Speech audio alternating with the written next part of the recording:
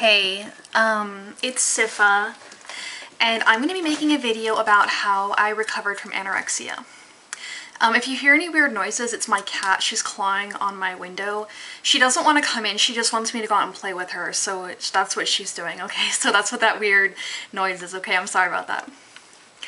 But basically, okay, what happened is that this would have been maybe maybe 2.5 years ago was whenever I was at my worst point with anorexia, and I was eating hardly anything. I wasn't hardly eating.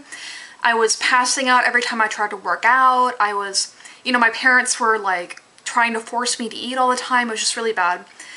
And I ended up basically I went through a lot of bad stuff, and then finally over Christmas break 2.5 years ago, I decided to try to recover on my own.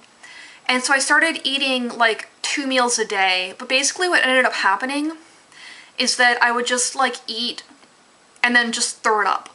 And I would throw up every single day. So I basically became bulimic, but I wasn't overeating. I was just throwing up all the time. And because I was trying to eat. And then kind of what happened is that I started eating more, but then I would overeat, and I would eat way too much. And then I would gain weight. And then a few days later, I would be like, oh my god, I've gained so much weight. And so I would start restricting and starve myself for a few days, and then I would lose all the weight. And then I would be like, okay, I'm okay now, and then I would gain all the weight back, and then I'd lose it again. And I would go up and down 10, 15 pounds twice a month. And it was just this horrible cycle. It was driving me crazy, because it was these emotional ups and downs. And I was like, I can't live like this anymore, and it went on all summer. Until finally I decided that I was going to see a nutritionist for the first time. So it would have been about 1.5 years ago. Well, I guess I started seeing a nutritionist in maybe July of 2011. Yeah, July of 2011 I started seeing a nutritionist. And basically what she did is that she gave me a meal plan of what I was supposed to eat, and I'm a vegetarian too. I don't eat fish or any kind of meat or anything like that, so I had to have a really specialized meal plan. And she told me exactly what I should be eating, and how much I should be exercising. And we started out small. We started out just with a little bit more food, and then we gradually upped it. And we also talked a lot about how I felt about food and my body and my eating behaviors and stuff. Around that time I also started 2 different things. I started doing yoga and I started meditating. And actually you can kind of do them together.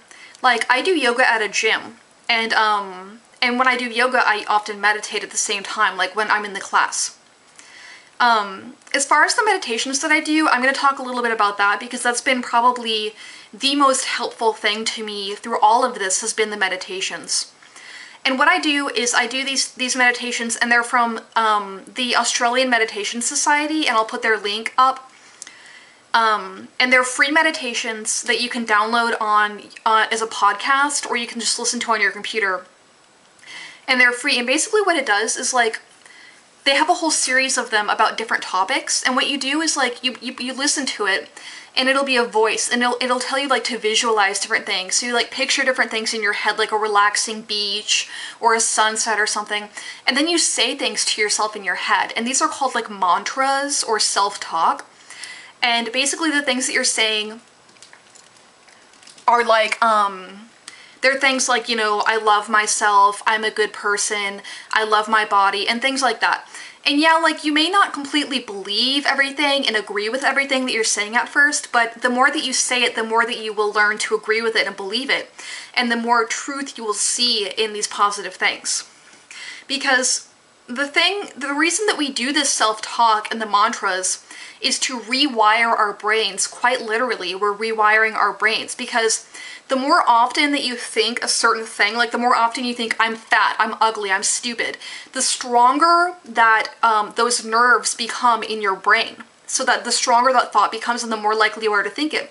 So if you change your thinking to, I'm a good person, I deserve health, I deserve happiness, then that will become a stronger, nerve pathway, and then you'll be more likely to think in a healthy way. And honestly, like, it took lying to myself at first. Because yeah, I didn't believe I wanted health, and I didn't believe I deserved happiness. I didn't believe I wanted to get better. But I had to kind of lie to myself. But hey, it worked, you know, and you gotta do what you gotta do. One thing I really struggled with when I started recovering was, like, overeating.